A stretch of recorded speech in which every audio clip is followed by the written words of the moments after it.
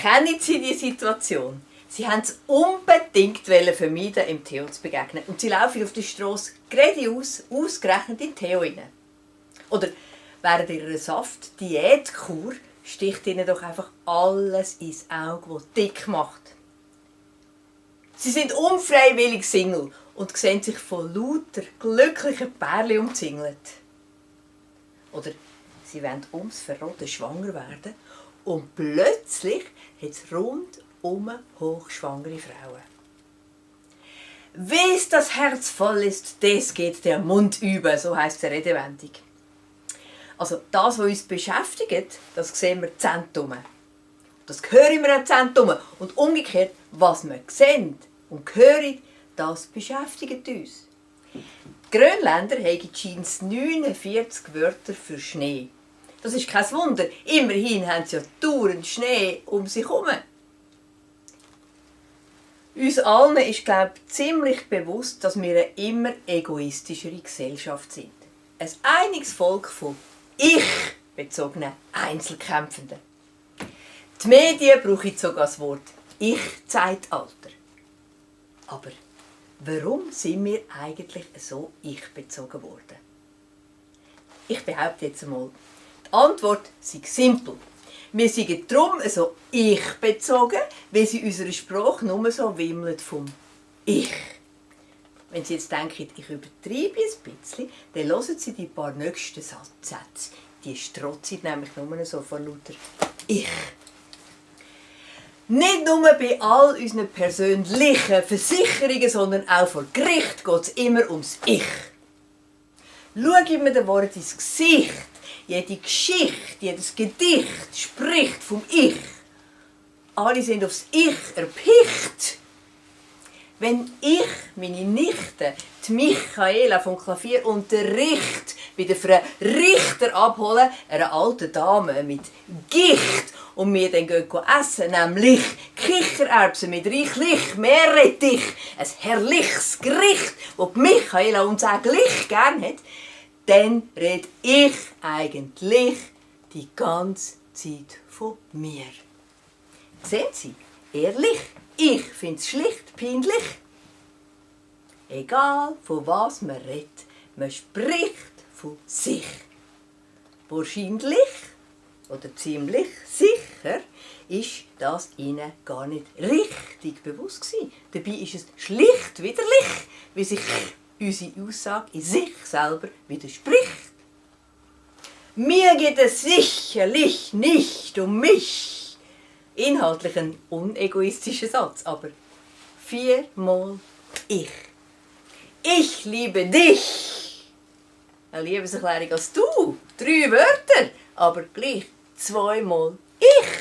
Ich verzichte. Das klingt selbstlos, aber immer noch doppelt ich. Es wäre herrlich, wenn der Reichtum auf der Welt im Gleichgewicht wäre, dass ich nicht kichere. Ja klar, so eine Ich-Bezogenheit in unserer Sprache kann uns natürlich nicht egal sein. Wir müssen davon berichten, unsere Sprache der Ich-Bezogenheit bezichtigen, unsere Wörter berichtigen. Wir müssen lediglich auf all die vielen Ichs verzichten. Wir müssen das Ego-Bagage ablegen. Das ist wichtig. Wir müssen das Ich darum zügig durchs Du ersetzen. Und natürlich muss das auch im Du dann.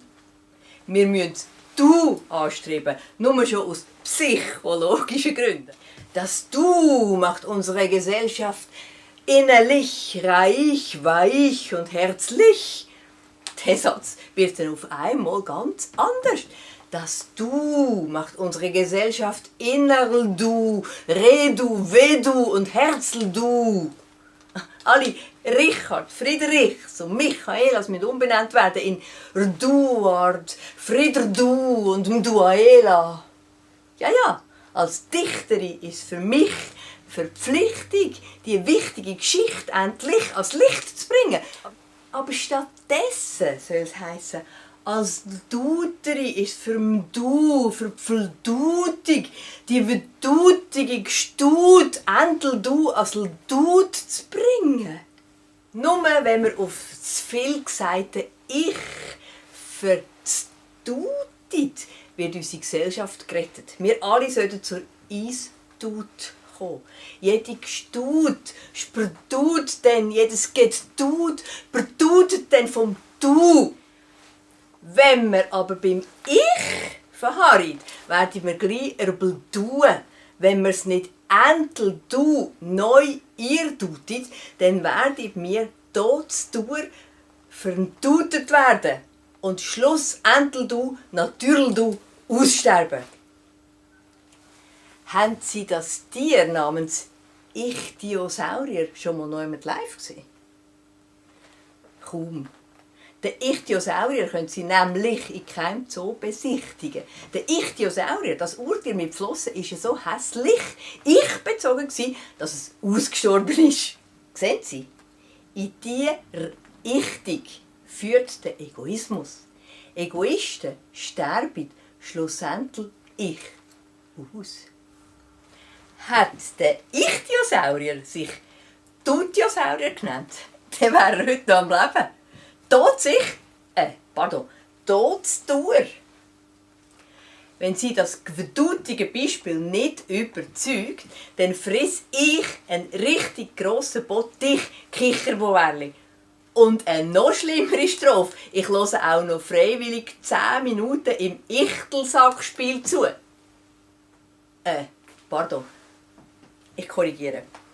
Ich frisse erduti grosse Bottu-Kturbouwerli und ich höre auch noch freiwillig 10 Minuten im Dudelsackspiel zu.